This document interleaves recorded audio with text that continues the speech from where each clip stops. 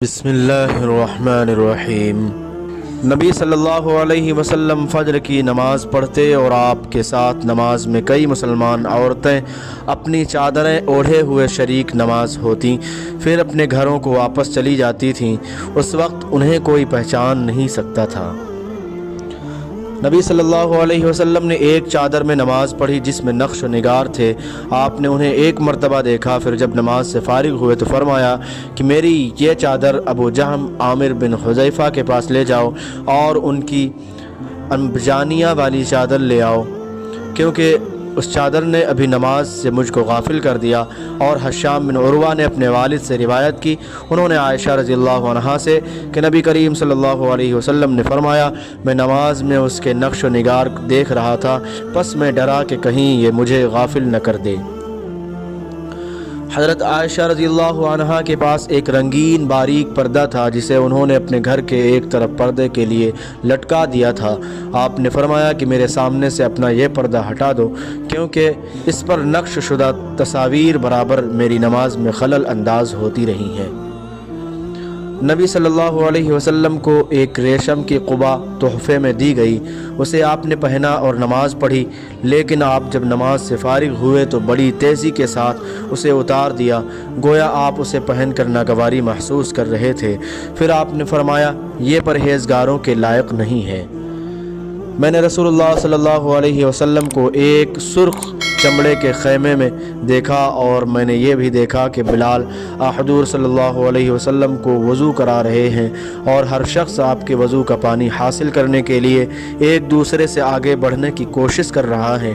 اگر کسی کو تھوڑا سا بھی پانی مل جاتا تو وہ اپنے اوپر مل لیتا، اور اگر کوئی پانی نہ پا سکتا تو اپنے ساتھی کے ہاتھ کی تری ہی حاصل کرنے کی کوشش کرتا۔ پھر میں نے بلال رضی اللہ عنہ کو دیکھا کہ انہوں نے اپنی ایک برچھی اٹھائی جس کے نیچے لوہے کا فل لگا ہوا تھا، اور اسے انہوں نے گاڑ دیا۔ نبی کریم صلی اللہ علیہ وسلم ڈیرے میں سے ایک سرخ پوشاک پہنے ہوئے تہبند اٹھائے ہوئے باہر تشریف لائے اور برچھی کی طرف منہ کر کے لوگوں کو 2 رکعت نماز پڑھائی۔ میں نے دیکھا کہ آدمی اور جانور برچھی کے پرے سے گزر رہے تھے۔ منبر نبوی کس چیز کا تھا؟ آپ نے فرمایا کہ اب دنیا اسلام میں اس کے متعلق مجھ سے زیادہ جاننے والا کوئی باقی نہیں رہا ہے۔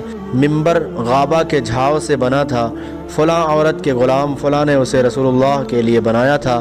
جب وہ تیار کر کے مسجد میں رکھا گیا تو رسول اللہ صلی اللہ علیہ وسلم اس پر کھڑے ہوئے، اور آپ نے قبلے کی طرف اپنا منہ کیا اور تکبیر کہی، اور لوگ آپ کے پیچھے کھڑے ہو گئے۔ پھر آپ نے قرآن مجید کی آیتیں پڑھیں اور رکوع کیا، آپ کے پیچھے تمام لوگ بھی رکوع میں چلے گئے۔ پھر آپ نے اپنا سر اٹھایا، پھر اسی حالت میں آپ الٹے پاؤں پیچھے ہٹے، پھر زمین پر سجدہ کیا، پھر منبر پر دوبارہ تشریف لائے اور قرات رکوع کی، پھر رکوع سے سر اٹھایا اور قبلہ ہی کی طرف رخ کیے ہوئے پیچھے لوٹے اور زمین پر سجدہ کیا۔ یہ ہے منبر کا قصہ۔ امام ابو عبداللہ بخاری نے کہا کہ علی بن عبداللہ مدینی نے کہا کہ مجھ سے امام احمد بن حنبل نے اس حدیث کو پوچھا۔ علی نے کہا کہ میرا مقصد یہ ہے کہ نبی کریم صلی اللہ علیہ وسلم نماز میں لوگوں سے اونچے مقام پر کھڑے ہوئے تھے، اس لیے اس میں کوئی حرج نہ ہونا چاہیے کہ امام مقتدیوں سے اونچی جگہ پر کھڑا ہو۔ علی بن مدینی کہتے ہیں کہ میں نے امام احمد بن حنبل سے کہا کہ سفیان ابن عیینہ سے یہ حدیث اکثر پوچھی جاتی تھی، آپ نے بھی یہ حدیث ان سے سنی ہے؟ تو انہوں نے جواب دیا کہ نہیں۔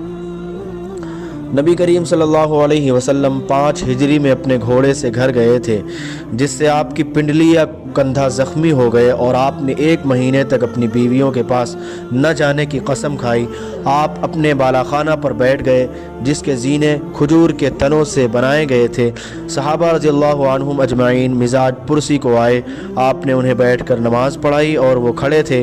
جب آپ نے سلام پھیرا تو فرمایا کہ امام اس لیے ہے کہ اس کی پیروی کی جائے، بس جب وہ تکبیر کہے تو تم بھی تکبیر کہو، اور جب وہ رکوع میں جائے تو تم بھی رکوع میں جاؤ، اور جب وہ سجدہ کرے تو تم بھی سجدہ کرو، اور اگر کھڑے ہو کر تمہیں نماز پڑھائے تو تم بھی کھڑے ہو کر نماز پڑھو۔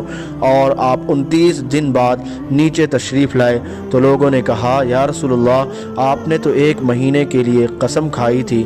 آپ صلی اللہ علیہ وسلم نے فرمایا کہ یہ مہینہ 29 دن کا ہے۔ نبی صلی اللہ علیہ وسلم نماز پڑھتے اور حائضہ ہونے کے باوجود میں ان کے سامنے ہوتی۔ اکثر جب आप सजदा करते तो आपका कपड़ा मुझे छू जाता।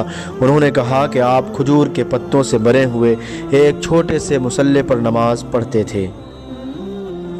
रसूलुल्लाह सल्लल्लाहु अलैहि वसल्लम को खाना तैयार करके खाने के लिए बुलाया।